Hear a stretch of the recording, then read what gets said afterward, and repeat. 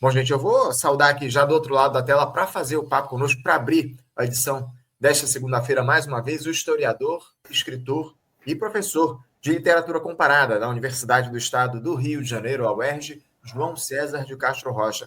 Professor João César, bom dia. Bom dia, Anderson. Bom dia para você e para toda a audiência. Quero agradecer muito sua presença aqui mais uma vez, viu, professor? Muito obrigado pelo papo aqui conosco no Faixa Livre mais uma vez, para a gente falar um pouco sobre toda essa repercussão que a gente tem acompanhado ao longo dos últimos dias da tal da carta lá do Donald Trump ao presidente Lula, uma carta aberta que ele publicou, enfim, nas redes digitais. Mas antes, professor, como de costume aqui no nosso Faixa Livre, vamos falar um pouco sobre uma análise do que representam esses 2 anos e meio de governo do presidente Lula. Acabamos de ultrapassar aí essa marca, uma gestão que vem tropeçando, mas ganhou fôlego novo a partir, obviamente, desse episódio e também dessas mobilizações que a gente viu pelo país ao longo da semana passada. Na verdade, começamos aí há cerca de 10 dias esses atos lá pela taxação dos super ricos contra o Congresso Nacional, na figura especialmente do Hugo Mota, presidente da Câmara, enfim. Eu queria uma avaliação sua, como é que isso, acima de tudo, repercutiu em relação ao governo, não, obviamente, a situação envolvendo o Donald Trump, mas esse enfrentamento que surgiu diante das posturas do Congresso Nacional, aquela situação toda, aquela polêmica envolvendo o decreto do IOF, onde o Supremo Tribunal Federal teve de intervir. Aliás, vamos ter uma reunião amanhã, um encontro lá entre a Câmara, o Congresso Nacional e o Executivo, o Legislativo lá no Supremo Tribunal Federal, uma tentativa de unidade ou de acordo ali construída pelo Alexandre de Moraes, ministro do Supremo. Mas, enfim, como é que você avalia o governo nesse momento, especialmente a partir dessas mobilizações que surgiram nas ruas do país ao longo dos últimos dias, professor? Vamos lá, então. Uma alegria, Anderson, sempre conversar com você. Vamos lá, então. Tem me ocorrido, ultimamente, uma analogia que, se for correta, é suficientemente grave para que estejamos alertas. De que o governo Lula, o terceiro governo Lula, ele recorda certos aspectos do que poderíamos chamar do terceiro governo Vargas. Digamos que o Vargas fica entre 1930 e 1945 no poder. De 1930 a 1937, o Vargas é o representante máximo da chamada Revolução de 30. De 1937 a 1945, o Vargas dá um alto golpe, proclama uma ditadura terrível, a ditadura do Estado Novo, que dura 8 anos, de 1937 a 1945. Poderíamos, então, considerar que há 2 governos Vargas nesse período de 15 anos. E um terceiro governo Vargas, então, se aceitasse essa ideia, um terceiro governo Vargas, quando ele retorna de São Borja e recebe uma votação consagradora e volta à presidência eleito, pela primeira vez, já que em 30 foi a Revolução de 30 que o alçou ao Executivo. No terceiro governo do Vargas, há um autêntico ódio contra o Getúlio Vargas. Existe uma direita que nós certamente chamaríamos hoje de extrema-direita, que, embora contasse com intelectuais notáveis como Afonso Arinos, Gemelo Franco e Carlos Lacerda, para citar 2, a direita contra o Vargas era absolutamente... A oposição da direita contra o Vargas era absolutamente feroz, não deu trégua e manteve o governo do Vargas sitiado literalmente durante os 4 anos em que o Vargas esteve à frente do governo, até o seu suicídio em agosto de 1954. Para que você tenha uma ideia, Anderson, assim que circularam rumores de que o Getúlio Vargas deixaria sua aposentadoria em São Borja e voltaria para disputar a presidência da República, o Carlos Lacerda, dono da Tribuna da Imprensa e político, escreveu o seguinte, ele disse assim: o senhor Getúlio Vargas, senador, não pode ser candidato. Candidato não pode ser eleito. Eleito não pode ser empossado. Empossado, devemos lançar mão da Revolução para impedi-lo de governar. E o governo Vargas foi um governo sitiado pela imprensa, especialmente a Tribuna da Imprensa, mas não apenas, pelo Congresso, e teve dificuldades inúmeras de realizar o que o Vargas havia proposto. Embora, durante o terceiro governo Vargas, se aceitar a ideia de que é o terceiro governo, durante o terceiro governo Vargas criou-se a CAPES, o CNPq, a Petrobras, etc. houve uma guinada importante no governo Vargas, que uma parte da esquerda só compreendeu após o seu suicídio, que produziu um autêntico clamor popular.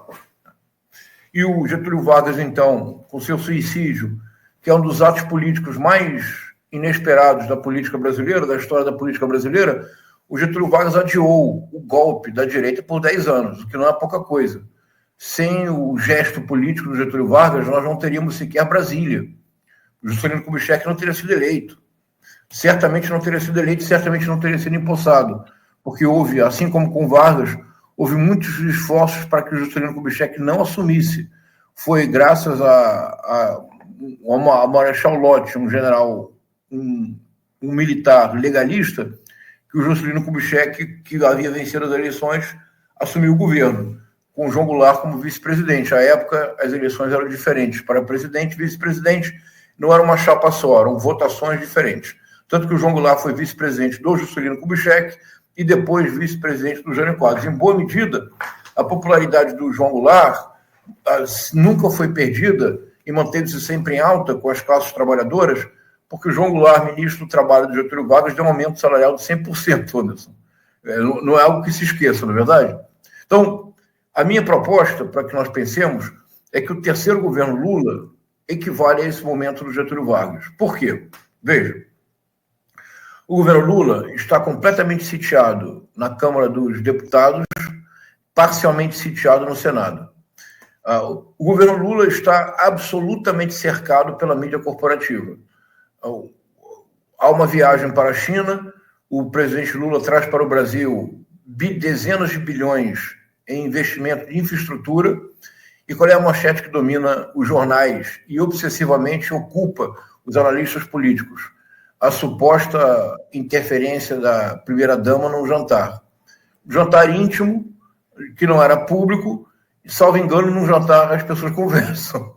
E se uma mulher fala, não é exatamente interferência, Anderson, é apenas parte da conversa, não é isso? Sim. O presidente Lula vai à França, é o segundo brasileiro a ingressar como correspondente na Académie Française, o outro é o Dom Pedro II, recebe homenagens da prefeita de Paris, a Torre Eiffel tem as cores do Brasil, é recebido calorosamente por Macron, consegue negócios importantes para o país. Qual é a notícia? A notícia é que Macron e a primeira-dama estariam muito próximos. O presidente Lula viaja para o Vietnã, consegue abrir o mercado de carne do Vietnã para o Brasil, para o agronegócio. Você viu alguma repercussão sobre isso? Certamente não. Então, o governo Lula é um governo sitiado. A minha esperança, Anderson, é que dois acontecimentos levem o governo da Frente Ampla a reconhecer algo que nós aqui conversamos, acho que é pelo menos um ano, Anderson. Eu tenho insistido que chegou a hora do conflito com base nas regras democráticas. Você se recorda disso, não é, Anderson? Sim, plenamente. Tenho insistido nisso há bastante tempo. Então, vamos lá. Quais são os dois únicos momentos até agora em que a esquerda teve protagonismo efetivo nas redes sociais? Se eu não me engano, nos últimos 2 anos e meio foram 2 ocasiões. A primeira delas foi a campanha do Rick Azevedo, hoje vereador pelo PSOL do Rio de Janeiro, a campanha para abolir a escala 6x1 e a campanha do VAT, Vida Além do Trabalho. Porque, para quem de fato, quem está na escala 6x1 não tem vida, Anderson. E eu já trabalhei em escala 6x1, Anderson. Quando eu fazia mestrado, eu precisava, a bolsa não era suficiente, isso era muito tempo atrás, eu precisava ajudar minha família.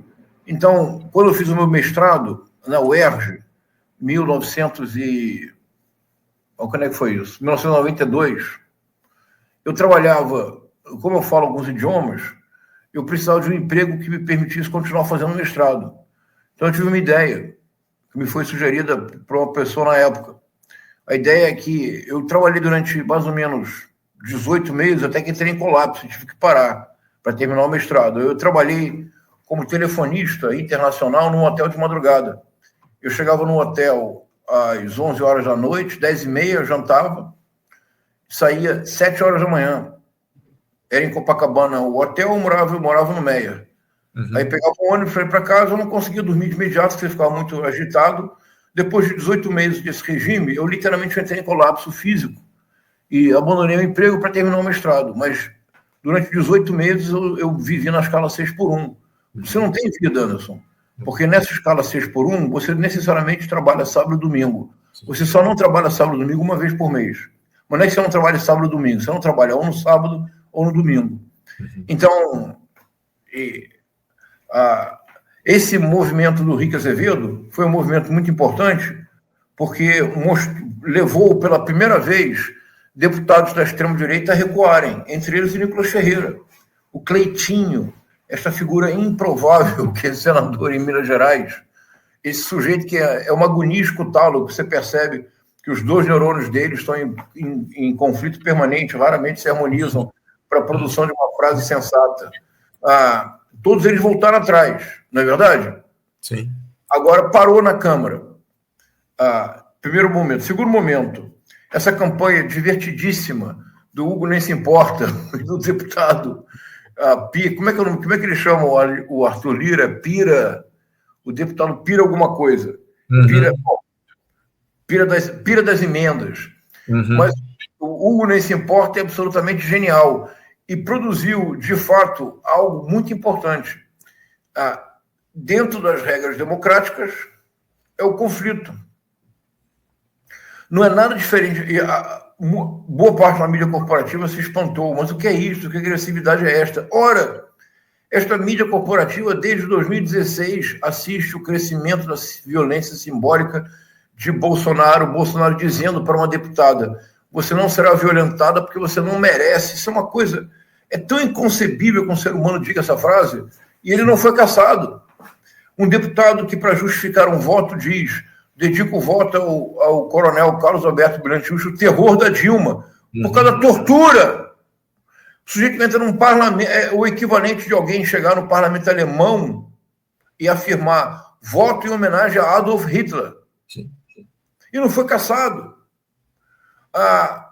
O Nicolas Ferreira constantemente realiza... Agora descobrimos que ele gastou R$750 mil para impulsionar os seus vídeos.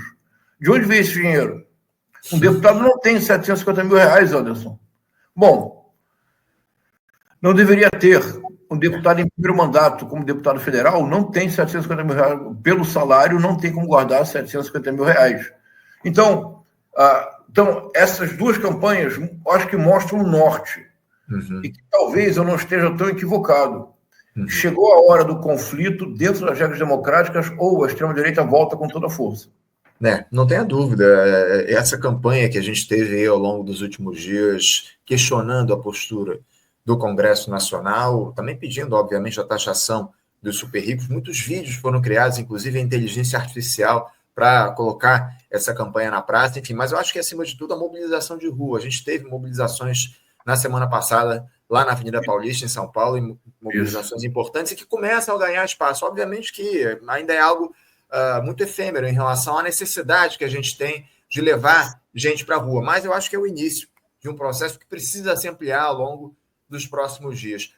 Professor, eu já queria logo entrar nessa situação envolvendo a carta lá do Donald Trump. A gente observou na semana passada aquela iniciativa até certo ponto inesperada. Ninguém acreditava que o Donald Trump pudesse tomar uma ação como aquela, não só na defesa aberta do Jair Bolsonaro, questionando a justiça aqui no nosso país, a soberania nacional, acima de tudo, atentando contra a nossa soberania, mas também estabelecendo aquele tarifaço, 50% sobre os produtos brasileiros que são importados lá pelos americanos. Eu queria uma análise sua a respeito, não só, obviamente, das tarifas, mas especialmente da carta aberta que o Trump escreveu para o presidente Lula, defendendo o Jair Bolsonaro, se colocando ao lado da extrema-direita e atentando, ao fim e ao cabo, contra a nossa democracia. O que dizer a respeito daquela postura do republicano?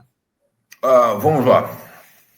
Então, vamos analisar todos os aspectos. Vamos voltar atrás.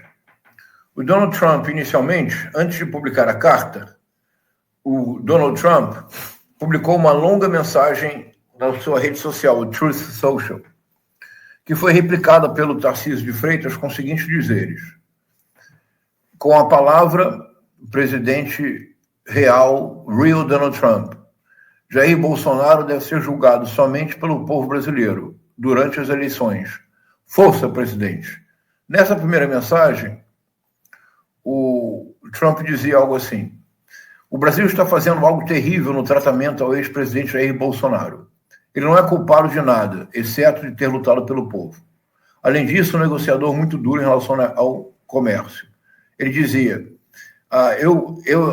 aconteceu comigo em escala 10 vezes maior, e agora nosso país é o mais quente do mundo, the hottest. A tradução de quente é muito ridícula. Se você diz que os Estados Unidos é the hottest country in the world, a única tradução possível é que os Estados Unidos é o lugar mais sexy do mundo. Na acepção que nós usamos, sexy. Colocar que é o lugar mais quente do mundo chega a ser risível. Na tradução, não importa. Então ele mandou, primeiro ele fez essa postagem, que surpreendentemente teve apoio do Tarcísio de Freitas. Depois, no dia 6 de abril, ele publicou a carta. Agora, vamos analisar com cuidado, como nós sempre fazemos aqui, Anderson. Vamos lá, hoje temos tempo, né? Vamos lá, olha só. Em primeiro lugar, nós temos, vamos dizer que todas as palavras do que precisa ser dito. Nós temos à frente da maior potência do mundo uma pessoa absolutamente desequilibrada, com um senso de realidade muito precário e com capacidades cognitivas muito limitadas. O inglês da carta é o inglês de adolescente que fugiu da escola, Anderson. A carta tem uma série de palavras em letra maiúscula que são propriamente ridículas que assim estejam. Por exemplo, ele escreve immediately, imediatamente. Para reforçar a ideia do advérbio de tempo, ele coloca imediatamente em letra maiúscula. Na carta, em letra maiúscula, está que a Suprema Corte tem centenas de secret and unlawful censorship orders. Secret and unlawful, secreto e ilegal, estão todas em letras maiúsculas. Censorship orders, ordens de censura, moções de censura, o C e o E estão em letra maiúscula. Anderson, nem adolescente escreve dessa forma. Então, em primeiro lugar, o estilo da carta é muito comprometedor. Já é preocupante imaginar que uma diplomacia da maior potência do mundo permite que um tal texto seja publicado. Em segundo lugar, essa carta não foi enviada ao presidente Lula, isto é, pelos canais diplomáticos usuais, os mandatários dos países se comunicam. E, de fato, podem mandar cartas, mas mandam pelas vias diplomáticas. O Donald Trump publicou essa carta no The Truth Social. Em tese, o presidente Lula nunca recebeu carta alguma, do ponto de vista formal. E depois, então, isso na primeira página. Aí, na segunda página da carta, ele diz, então, assim, se, por qualquer razão, o senhor, decidir aumentar as suas taxas, então, independente do número que o senhor escolha, eu acrescentarei outros 100%, outros 50%. Quer dizer, o Trump aumentou em 50%. Se o Lula aumentar em 1%, ele aumenta outros 50%. Quer dizer, é uma psicologia do bully, aquele valentão da escola que nós todos conhecemos. E ele termina a carta dizendo: "Thank you for your attention to this matter." Obrigado pelo seu tempo, obrigado pela atenção dedicada a este assunto. Anderson, eu não sei se eu consigo me expressar bem, mas é inconcebível que em inglês um presidente escreva "Thank you for your attention to this matter." Isso é o tipo de mensagem que você recebe. Eu já morei nos Estados Unidos muitas vezes, fiz doutorado, dei aula. Então você recebe esse tipo de mensagem: "Thank you for your attention to this matter." Isso vem no final de uma carta de propaganda. Estou vendendo liquidificadores, que são os segredos do Trump, de liquidificador, não é isso? Estou vendendo liquidificadores com segredos. "Thank you for your attention to this matter." Isso é retórica de vendedor. Isso não é retórica presidencial. Um presidente diria "sincerely, yours truly", algo do gênero. mas imaginar que, de fato, ele termina dizendo with best wishes. É uma coisa louca. Uhum. Bom, isto, a forma.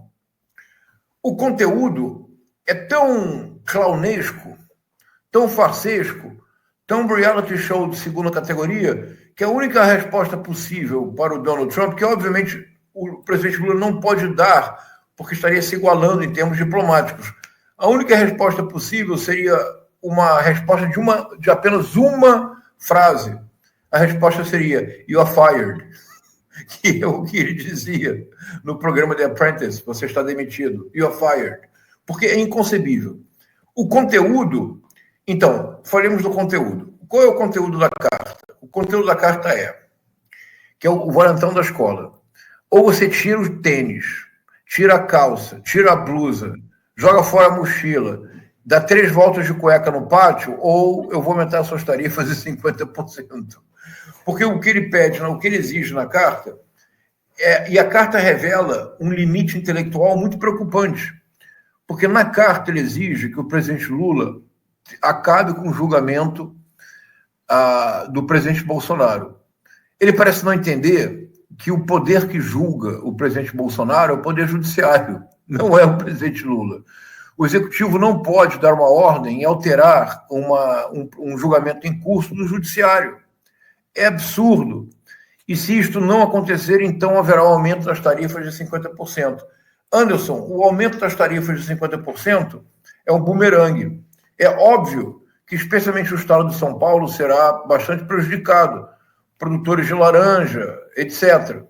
Já que boa parte da laranja dos Estados Unidos vem da Califórnia e do Brasil.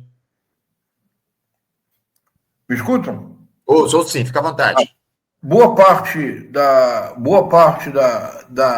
do suco de laranja dos Estados Unidos é produzido ou com laranja da Califórnia ou com laranja do Brasil, especialmente de São Paulo.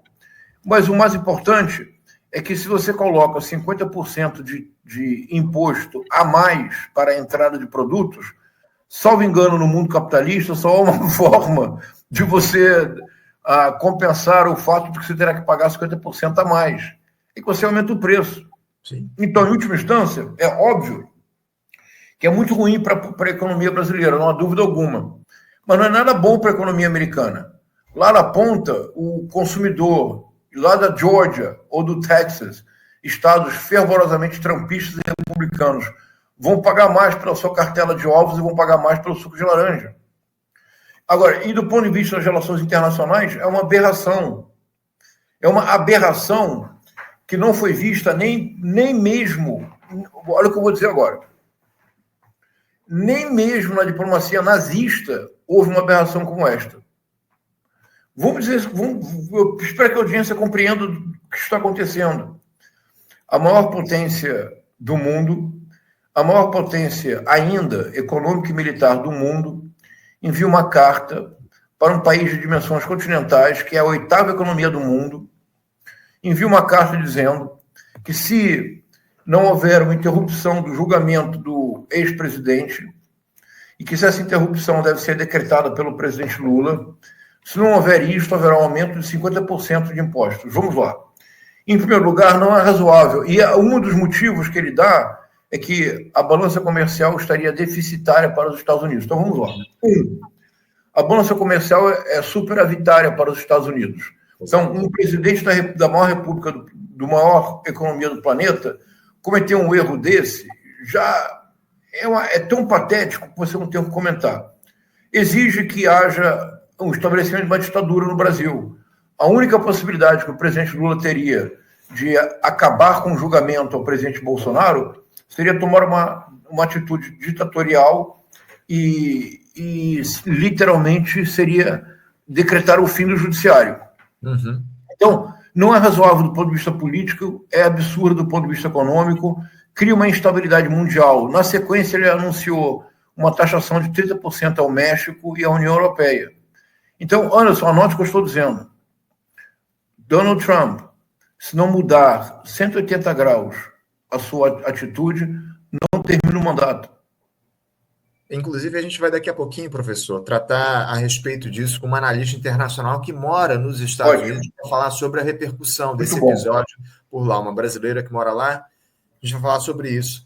Essa lógica do absurdo é comum na gestão do Donald Trump. A gente observa isso em uma série de setores lá nos Estados Unidos. A gente debate muito essa figura aqui no nosso programa e ele, mais uma vez, dialoga com essa lógica a partir da carta que ele escreveu nas redes sociais, direcionada ao presidente Lula. Agora, o professor, eu queria que o senhor falasse um pouco sobre as alegações dos bolsonaristas a respeito do que está em curso aqui no nosso país. A turma lá do Jair Bolsonaro diz que os culpados por todo esse processo, esse absurdo, essa carta do Donald Trump, seriam o presidente Lula e o ministro do Supremo, Alexandre de Moraes.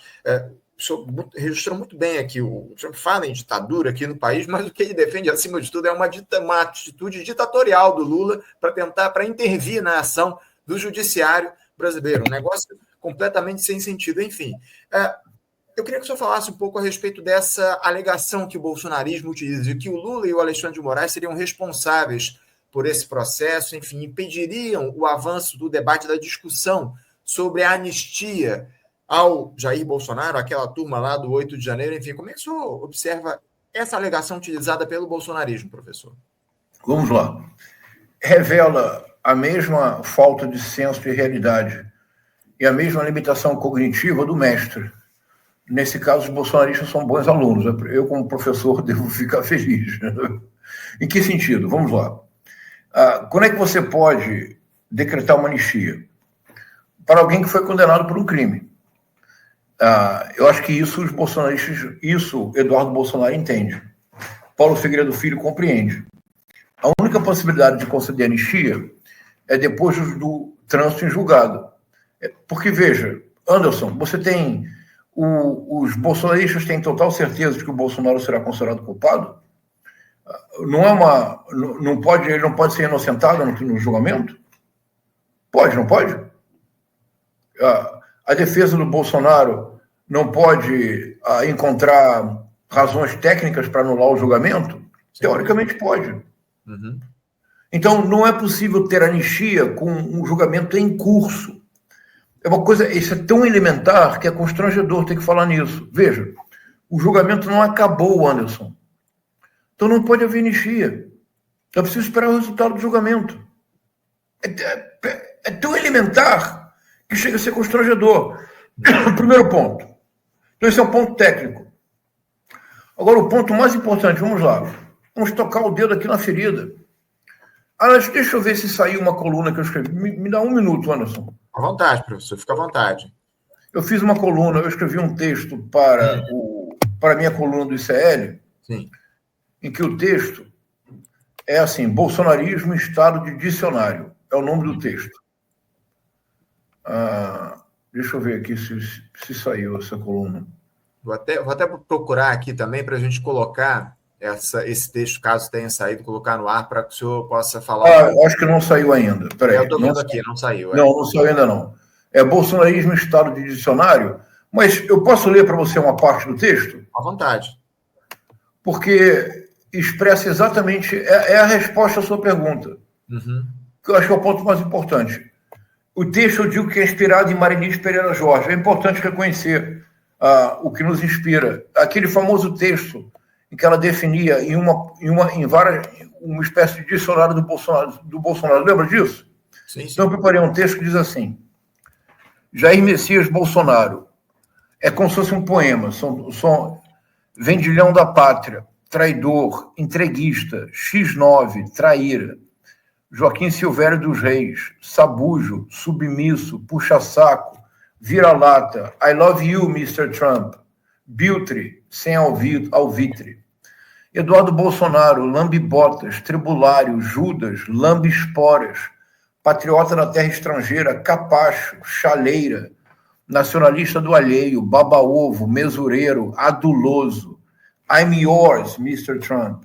Tarcísio de Freitas, capitão, maga, adulão, servo de dois senhores, escova-botas do Laranjão. O que aconteceu em Paraisópolis? Servilão, ordenou o salve, bajoujo, incensador, baboso, servil, mas não ao Brasil.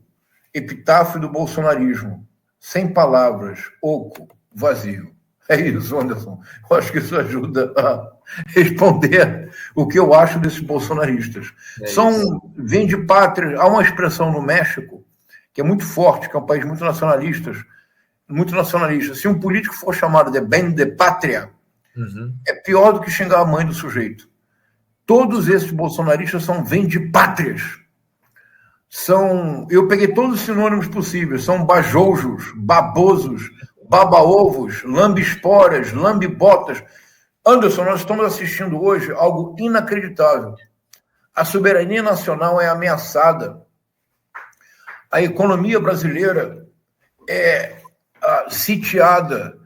E Tarcísio de Freitas, Romeu Zema e Ronaldo Caiado apoiam. Anderson, a tal ponto é absurdo que ontem o editorial do Estado de São Paulo espinafrou todos eles.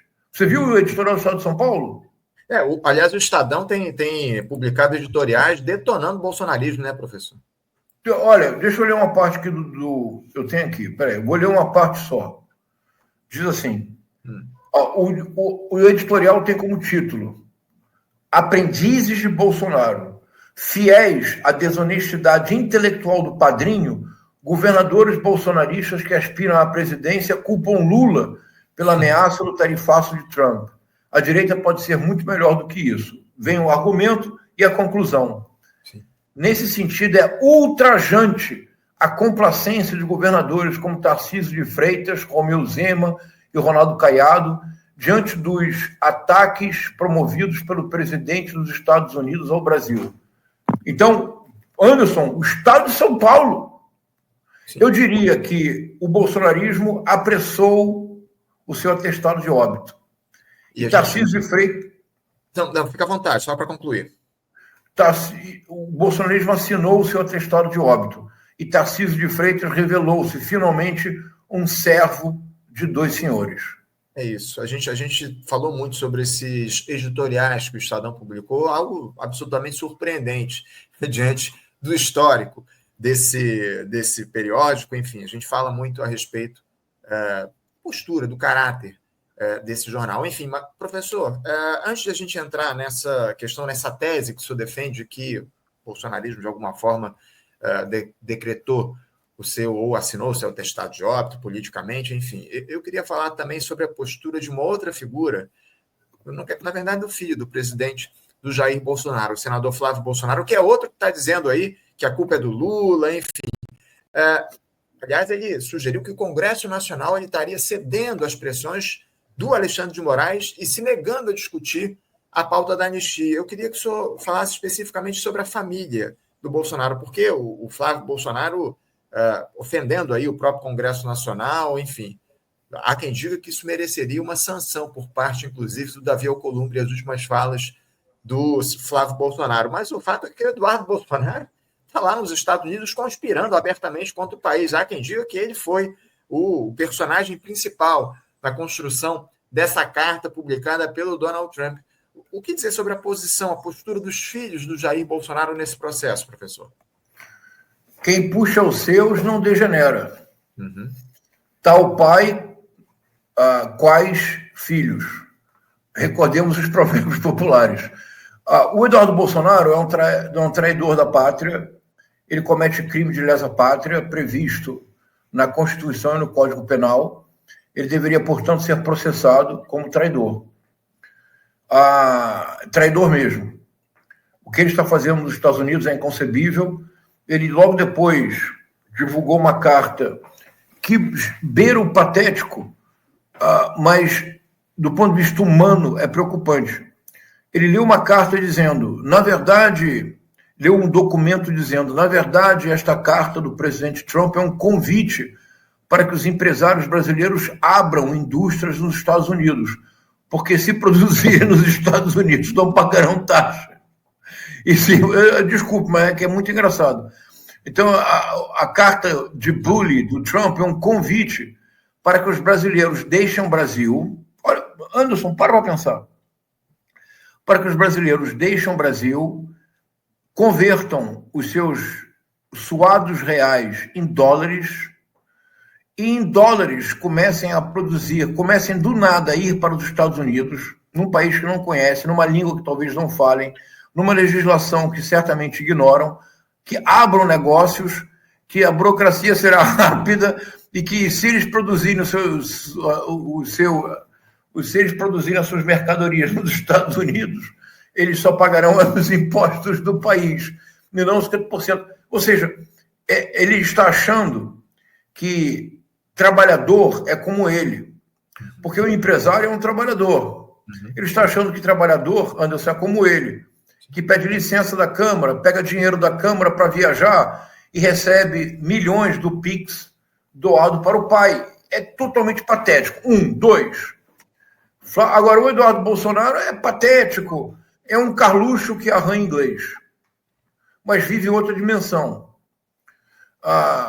Agora, o Flávio Bolsonaro de todos é o mais perigoso. Vamos lá. O Flávio Bolsonaro, antes disso acontecer, deu uma entrevista à Folha de São Paulo, que era o anúncio de um golpe. O Bolsonaro somente apoiaria quem se comprometesse com o indulto, mas não bastaria se comprometer com o indulto. Seria necessário se comprometer com um gesto de força. Em caso do Supremo Tribunal Federal questionar o indulto, seria necessário um gesto de força, isto é, fechar o Supremo Tribunal Federal. Ele deu essa entrevista. Foi publicada na Folha de São Paulo. Não houve nenhum editorial da Folha de São Paulo dizendo, por exemplo, publicamos hoje uma entrevista do senador Flávio Bolsonaro, no qual há uma sugestão de um golpe de força. Por dever de jornalismo, publicaremos a entrevista até mesmo para alertar a população brasileira do que se trata. No entanto, a direção da Folha de São Paulo expressa o seu mais profundo desacordo com esse atentado à democracia. Nada disso foi publicado. Publicou-se apenas a entrevista do Flávio Bolsonaro como se fosse algo normal. Nada acontece. Ele sobe o tom. Ele deu uma entrevista dizendo que era preciso entender que esse era o primeiro gesto, que nós não temos como replicar, que outros gestos poderiam vir. E ele usa uma analogia histórica. Ele diz, os Estados Unidos lançaram a primeira bomba atômica. Os japoneses, teimosos, insistiram em defender a sua soberania. Veio a segunda bomba atômica.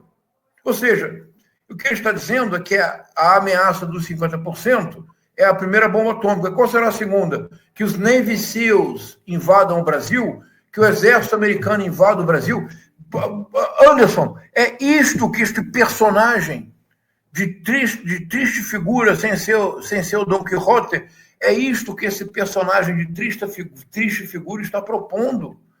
Como é possível que, então, o bolsonarismo apressou o seu atestado de óbito? Não pode haver, Anderson, patriotismo na terra estrangeira. É isso.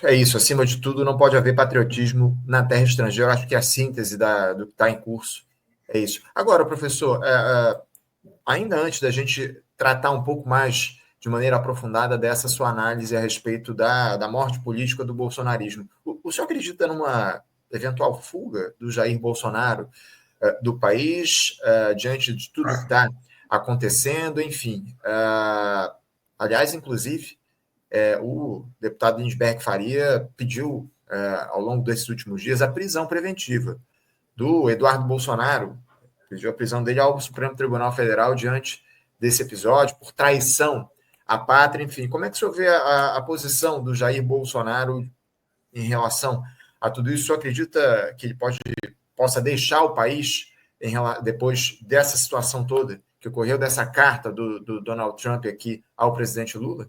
O mais provável é que eles continuem escalando a tensão.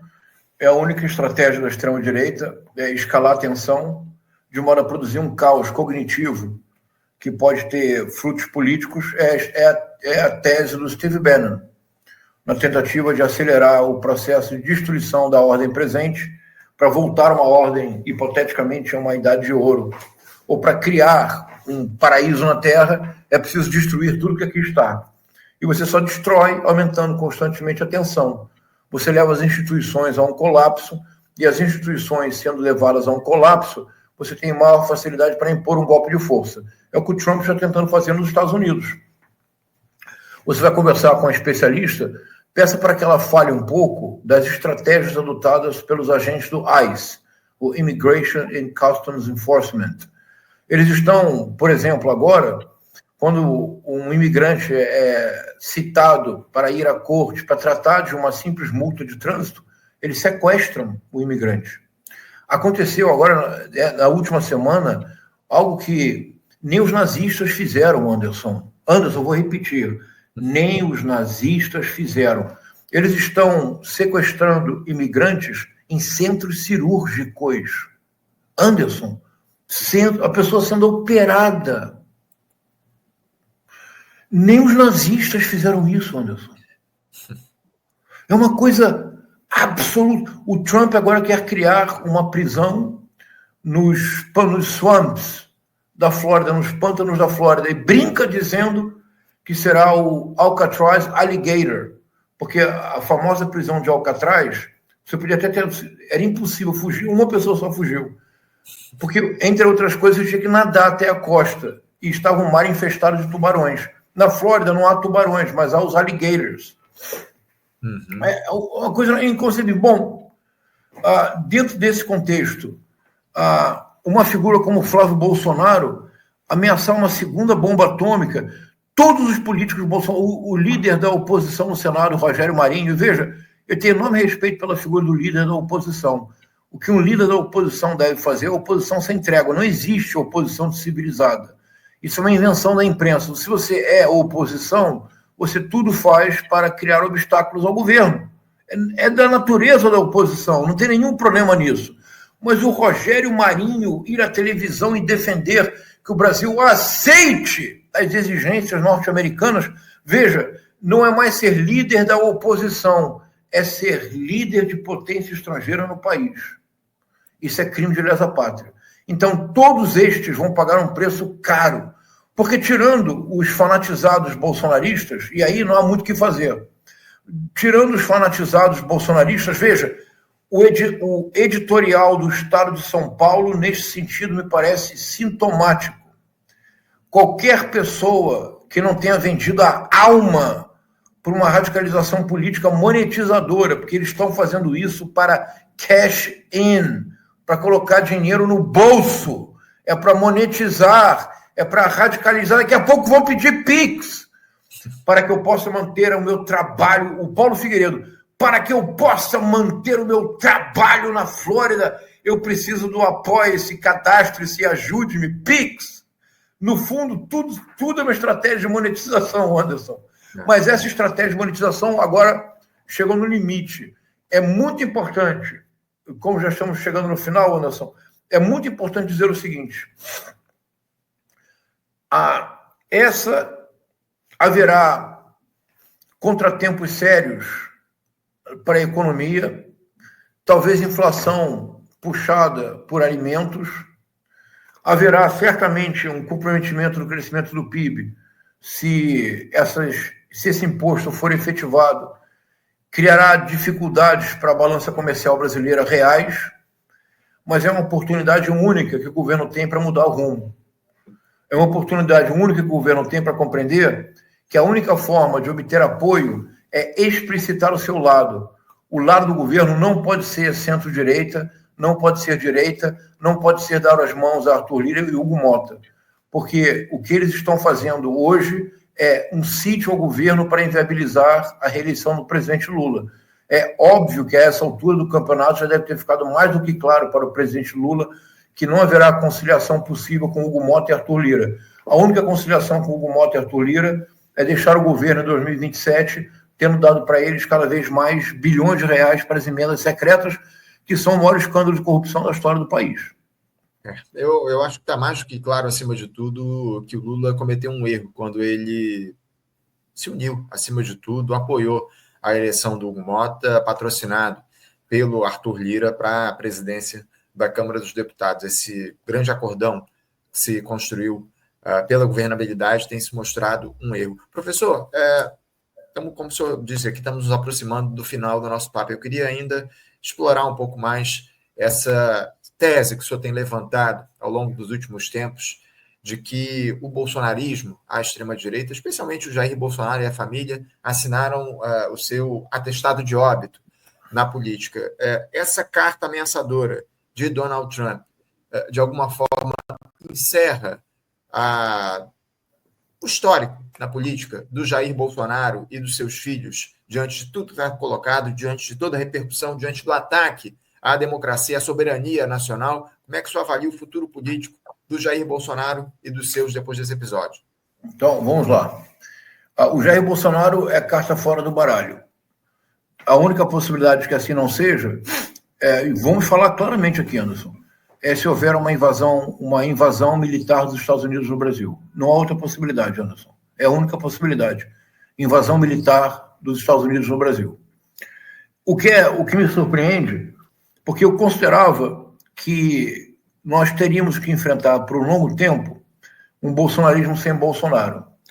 E que isso fortaleceria, paradoxalmente, o bolsonarismo, porque tornaria o bolsonarismo como conjunto de ideias, como tem defendido. Porque o libertaria da obrigação constante de ser refém da figura do Bolsonaro. Isso me parecia um cenário muito provável. Mas a movimentação do bolsonarismo para salvar a pele de Bolsonaro é uma movimentação que coloca em xeque o que o próprio Bolsonaro dizia ser o seu legado. Se você se recordar, Anderson, o Bolsonaro dizia: qual é meu principal legado? É a volta do patriotismo, é o amor à camisa verde e amarela, não é isso?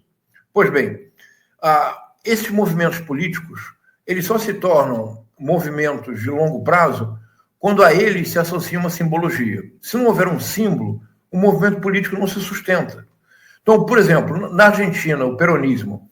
O Perón foi presidente, confirma aí, por favor, Anderson, de 1946 a 1955. Pode confirmar, por favor, se eu estou correto?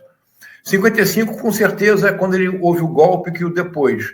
E ele decidiu não reagir ao golpe para não produzir um mar de sangue, como fará o Goulart em 64. 46 a 55.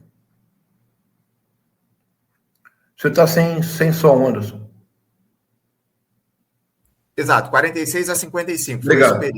Tá, obrigado. Então, tá. Nós não temos compromisso com erro, não é isso, Anderson? Nós não somos bolsonaristas. Nesses 9 anos do Juan Domingo Perón como presidente da Argentina, Anderson, eu tinha os números de cor, agora não vou lembrar. O número de escolas públicas em tempo integral, creche, centros de lazer, direitos do trabalhador.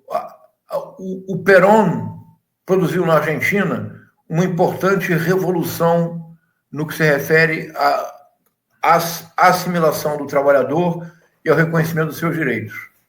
Agora, quando a Cristina Kirchner, pela Suprema Corte Argentina, foi declarada inelegível, você viu aquelas cenas?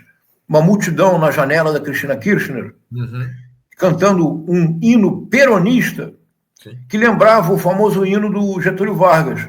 Põe o retrato do velhinho no mesmo lugar. Lembra dessa marchinha brasileira? Sim. O hino peronista é similar. Então, na Argentina, o Perón morreu na década de 70. Na Argentina, há 5 décadas, continua havendo peronismo sem Perón. Por quê, Anderson? Pela força magnética da personalidade do Perón? Não. Porque o símbolo do peronismo é esta promessa de uma integração do trabalhador na pátria do reconhecimento dos direitos do trabalhador, da oferecimento de saúde, habitação, escola, a ideia concreta de que o pobre, antes de ser pobre, é argentino.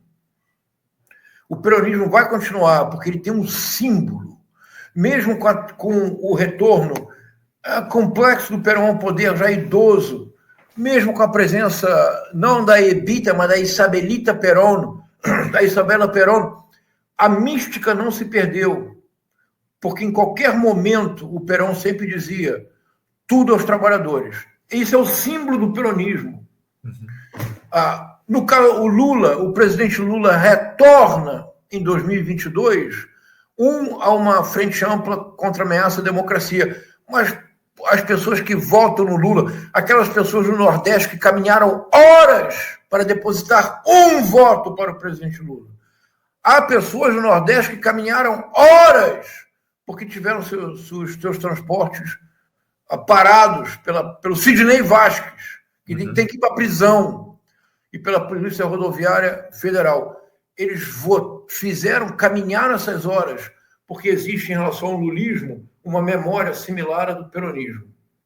O Lula pode perder uma eleição, ele continuará sendo... Veja, você concorda que existe, de maneira difusa, uma ideia brisolista sem Brizola? Sim. Isto é, o Brizola teve uma coerência que nenhum outro político brasileiro teve na história. Prefeito de Porto Alegre, governador do Rio Grande do Sul, governador do Rio de Janeiro em 2 ocasiões, a grande obsessão do Brizola era a educação. Mas não era um discurso de campanha, ele mostrou durante a sua vida inteira o seu compromisso com a educação como a única forma possível de desenvolver o país. Isso é a ideia, não chega a ver um brizolismo, mas isso é uma ideia brisolista sem Brizola. De acordo, Anderson? Sim, sem dúvida. O bolsonarismo tinha como ideia bolsonarista sem Bolsonaro uma ideia válida, que, por exemplo, no México garantiria eleições presidenciais. É a ideia do nacionalismo, do patriotismo, mais do que apenas o nacionalismo, do patriotismo, um amor declarado e aberto à nação. Brasil, a tal ponto que o slogan bolsonarista é um erro lógico. Eles dizem: Deus acima de todos, o Brasil acima de tudo. Veja, Anderson, o tudo contém o todos. Portanto, o slogan só poderia ser Deus acima de tudo, o Brasil acima de todos. Isto é, Deus acima de todas as coisas, o Brasil acima de todos os brasileiros considerados individualmente. A tal ponto o patriotismo é o motor do bolsonarismo que o próprio lema do bolsonarismo é logicamente absurdo. Deus está abaixo do Brasil. Não pode. Pois bem, não importa.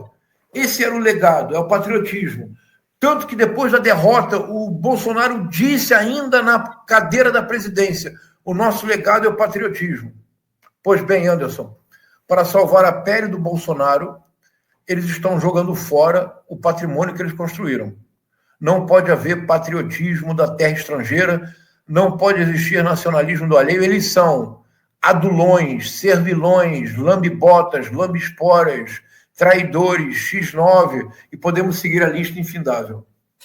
Professor, duas últimas análises que eu queria pedir para o senhor. Antes disso, estamos conversando aqui com o professor João César de Castro Rocha, historiador, professor de literatura comparada na UERJ. Você que está aqui com a gente, não está inscrito no canal, aproveite e se inscreve aqui. Importante esse apoio que vocês nos dão aqui ao canal Faixa Livre. Duas questões para a gente encerrar aqui o papo, professor. Primeiro, a partir de uma fala sua nessa última resposta, o senhor lembrou a Argentina. O presidente Lula esteve lá na Argentina na última semana e fez uma aparição pública, acima de tudo, defendendo a Cristina Kirchner, ostentando lá um cartaz Cristina Livre, algo nesse sentido.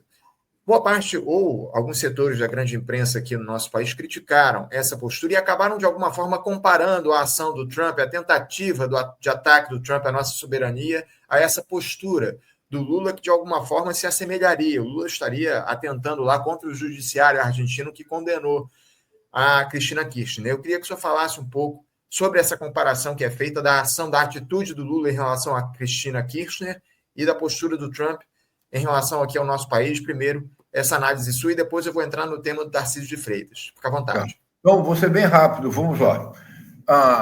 É bem simples. A comparação é absurda. O que fez o presidente Lula? Com autorização da justiça argentina, visitou Cristina Kirchner e expressou seu apoio político a ela. O que fez o Trump? Publicou uma carta nas redes sociais exigindo que o julgamento do Bolsonaro seja interrompido, caso contrário, ele imporá uma taxação de 50%.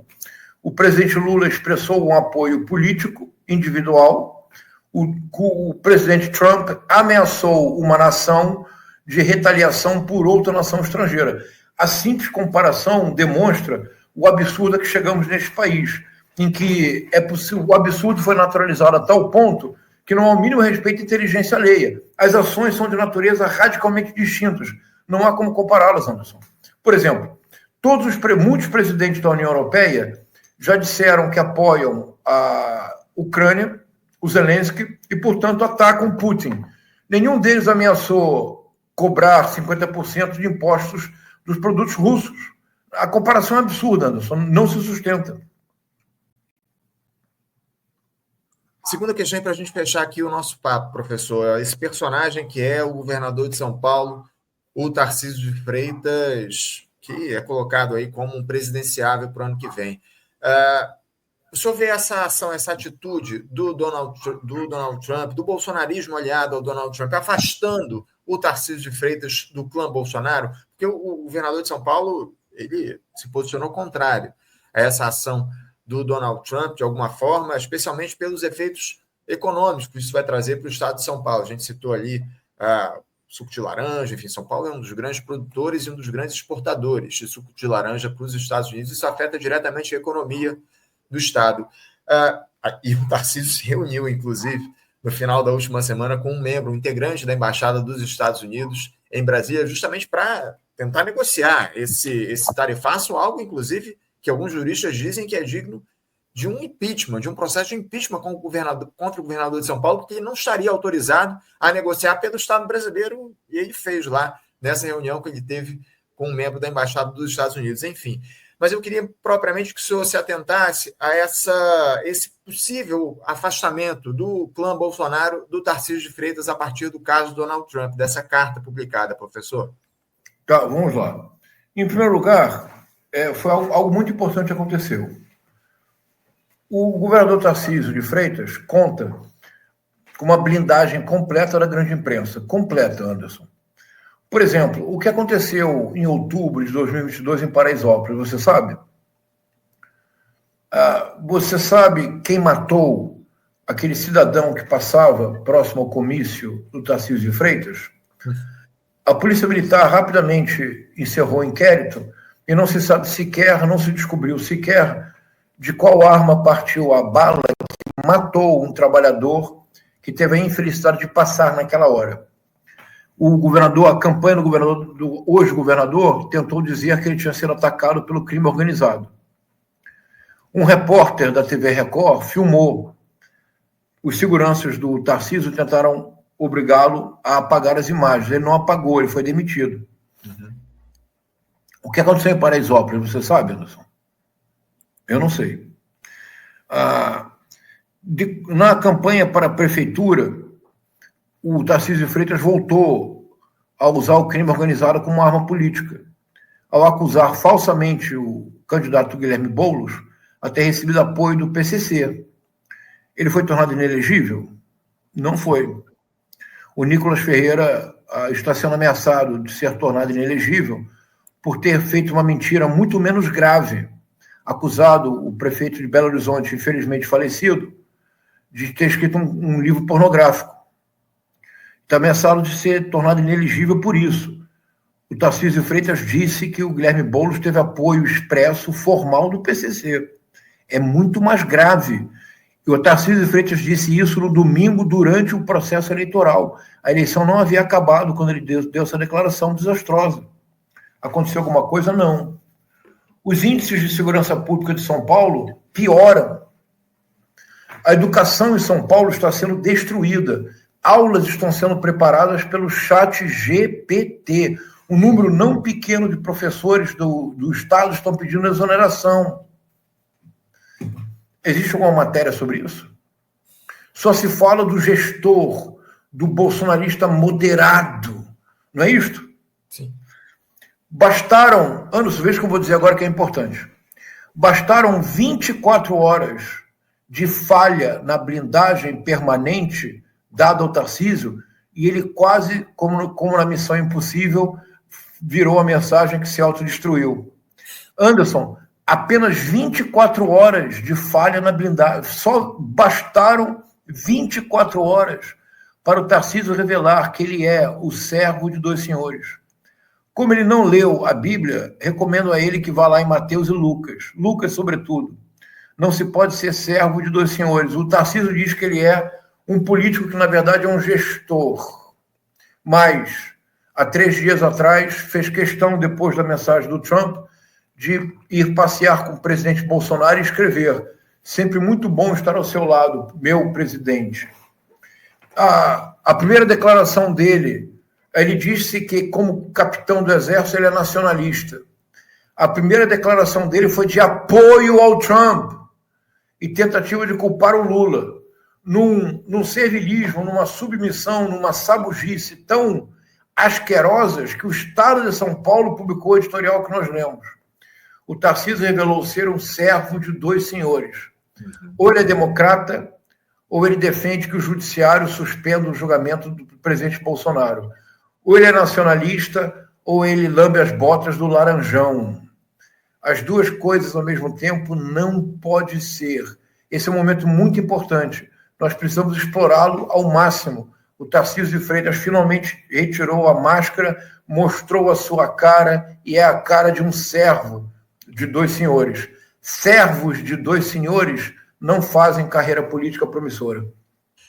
É isso. Professor João César de Castro Rocha, eu quero agradecer demais a sua presença aqui com a gente no Faixa Livre, sempre trazendo repercussões, reflexões importantes aqui para o nosso público. Muito obrigado pela sua participação novamente e tudo indica que em breve a gente vai ter que voltar a fazer um diálogo aqui no Faixa Livre diante das repercussões que estão colocadas aí nesse caso. Obrigado mais uma vez, professor. Um grande abraço para o senhor. Um abraço, obrigado. Um abraço, até a próxima. Obrigado.